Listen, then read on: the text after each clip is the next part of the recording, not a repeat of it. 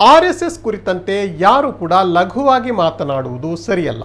ರಾಷ್ಟ್ರೀಯ ಸ್ವಯಂ ಸೇವಕ ಸಂಘದ ಆಲೋಚನೆ ರಾಷ್ಟ್ರೀಯತೆ, ರಾಷ್ಟ್ರಭಕ್ತಿಯ ಬಗ್ಗೆ ಶಾಖೆಗೆ ಬಂದು ಗಮನಿಸಿ ಬಳಿಕ ಮಾತನಾಡಬೇಕು. ಕಾಂಗ್ರೆಸ್ ನಾಯಕರು ಆರ್ಎಸ್ಎಸ್ ಶಾಖೆಗೆ ಬಂದು ವಿಷಯವನ್ನ ತಿಳಿದುಕೊಳ್ಳಲಿ ಎಂದು ಸಂಸದ ಕೋಟಾ ಶ್ರೀನಿವಾಸ ಪೂಜಾರಿ ಆಹ್ವಾನ ನೀಡಿದ್ದಾರೆ. ಉಡುಪಿಯಲ್ಲಿ ನಿನ್ನೆ ಮಾಧ್ಯಮ ಪ್ರತಿನಿಧಿಗಳ ಜೊತೆ ಮಾತನಾಡಿದ ಅವರು R/SS ನಿಷೇಧಿಸುವ ಕುರಿತಂತೆ ದಿನಕ್ಕೊಂದು ಹೇಳಿಕೆ ಕೇಳಿಕೆ ಬರುತ್ತಿದೆ. ಜವಾಹರ್ಲಾಲ್ ನೆಹರು ಅವರೇ ಗಣರಾಜ್ಯೋತ್ಸವ ಪಥ ಸಂಚಲನಕ್ಕೆ ಬರುವಂತೆ RSSಗೆ ಆಹ್ವಾನ ನೀಡಿದರು. ಏನೋ ಅಂಬೇಡ್ಕರ್ ಅವರು RSS ಅಸ್ಪೃಶ್ಯತೆ, ಜಾತೀಯತೆ ಇಲ್ಲದ ಸಂಘಟನೆ ಎಂದಿದ್ರು. RSS ನಿಷೇಧಕ್ಕೆ ಸ್ವತಃ ನೆಹರು ಅವರೇ ಒಮ್ಮೆ ಪ್ರಯತ್ನ ಮಾಡಿದ್ದರೂ ಪ್ರಯತ್ನ ಕೈಗೂಡದೆ ಇದ್ದಾಗ ನೆಹರು ಅವರೇ RSS ಅನ್ನ ಸ್ವಾಗತಿಸಿದರು. ಇಂದಿರಾ ಗಾಂಧಿ ಮತ್ತು ರಾಜೀವ್ ಗಾಂಧಿ ಅವರಿಂದಲೂ RSS ನಿಷೇಧಿಸುವ ಪ್ರಯತ್ನ ಫಲಿಸಿಲ್ಲ. ರಾಹುಲ್ ಗಾಂಧಿ ಕೂಡ ಅದೇ ಮಾತನ್ನ ಆಡಿದ್ದಾರೆ.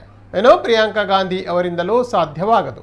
ಹೀಗಾಗಿ ಇಂತಹ ಗೊಂದಲಗಳ ಬಗ್ಗೆ ಸಮಯ ವ್ಯರ್ಥ ಮಾಡುವ ಬದಲು ಕಾಂಗ್ರೆಸ್ ಮುಖಂಡರು ತಮ್ಮ ಇಲಾಖೆಗಳ ಅಭಿವೃದ್ಧಿ, ಬಡವರ ಕಲ್ಯಾಣದ ಕಡೆಗೆ ಗಮನ ಹರಿಸಲಿ ಎಂದು ಕೋಟಾ ಸಲಹೆ ಮಾಡಿದ್ದಾರೆ. RSS ಅನ್ನೋದು ಒಂದು ರಾಷ್ಟ್ರ ಕಟ್ಟಿದಂತ ಒಂದು ಸಂಸ್ಥೆ.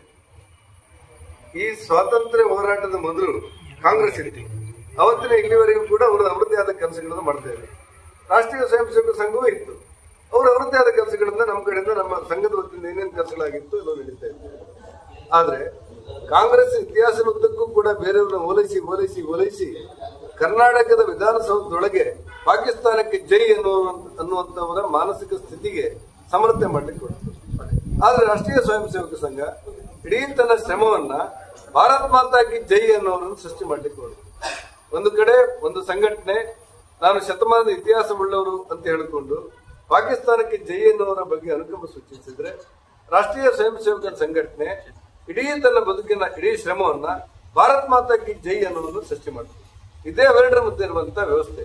ಇನ್ನು ಮುಂದಾದ್ರೆ ಖರ್ಗೆ ಅವರಾಗ್ಲಿ ಹರಿಪ್ರಸಾದರಾಗ್ಲಿ ವಿನಾಕಾರಣ ರಾಷ್ಟ್ರೀಯ ಸ್ವಯಂ ಸೇವಕ ಸಂಘವನ್ನ ದೂರುವುದರ ಬದಲಾಗಿ ಆ ಸಂಘದ ಒಂದು ಶಾಖೆಗೆ ಬಂದು ಆ ಸಂಘ ಏನ್ ಹೇಳಿಕೊಡುತ್ತೆ, ಏನ್ ಯೋಚನೆ ಮಾಡುತ್ತೆ, ರಾಷ್ಟ್ರದ ಬಗ್ಗೆ ಅವರ ಕಲ್ಪನೆಗಳೇನು, ರಾಷ್ಟ್ರೀಯತೆ ಬಗ್ಗೆ ಅವರ ಕಲ್ಪನೆಗಳೇನು, ರಾಷ್ಟ್ರಭಕ್ತಿ ಬಗ್ಗೆ ಅವರ ಕಲ್ಪನೆಗಳು ಏನು ಅನ್ನೋದನ್ನ ಒಂದ್ಸಾರಿ ಸಂಘದ ಶಾಖೆಗೆ ಬಂದು ಗಮನಿಸಿದ ನಂತರ ಮಾತಾಡಬೇಕಾದದ್ದು ಅಂತ ನನಗನ್ಸುತ್ತೆ.